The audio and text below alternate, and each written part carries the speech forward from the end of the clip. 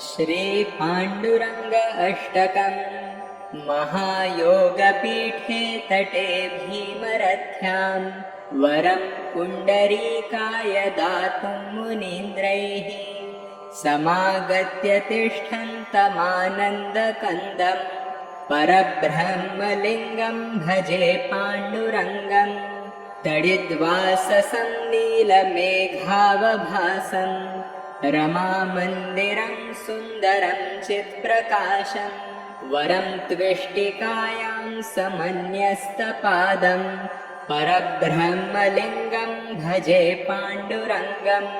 प्रमाणं भवाब्धेरिदं मामकानां नितम्बः कराभ्यां धृतो येन तस्मात् विधातुर्वसत्यै धृतो नाभिकोशः परब्रह्मलिङ्गं भजे पाण्डुरङ्गम्। स्फुरत्कौस्तुभालङ्कृतं कण्ठदेशे श्रियाजुष्टकेयूरकं श्रीनिवासं शिवं शान्तमिड्यं वरं लोकपालं परब्रह्मलिङ्गं भजे पाण्डुरङ्गम्।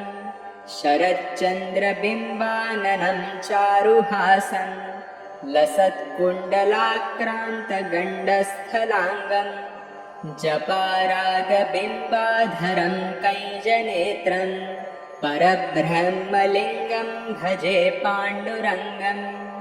किरीटोज्ज्वलत्सर्वदिक्प्रान्तभागं सुरैरर्चितं दिव्यरत्नैरनर्घैः त्रिभङ्गाकृतिं बर्हमाल्यावतंसं परब्रह्मलिङ्गं भजे पाण्डुरङ्गम्।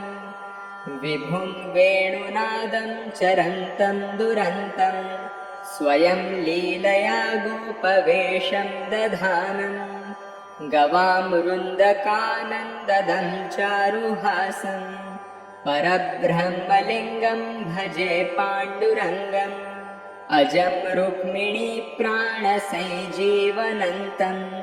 परं धाम कैवल्यमेकं तुरीयं प्रसन्नं प्रपन्नार्तिहं देवदेवं परब्रह्मलिङ्गं भजे पाण्डुरङ्गम्। स्तवं पाण्डुरङ्गस्य वैपुण्यदं ये पठन्त्येकचित्तेन भक्त्या च नित्यं भवाम्भोनिधिं तेऽपि तीर्त्वान्तकाले हरेरालयं शाश्वतं प्राप्नुवन्ति इति श्रीपरमपूज्य शङ्कराचार्य विरचितं श्रीपाण्डुरङ्गाष्टकं सम्पूर्णम्।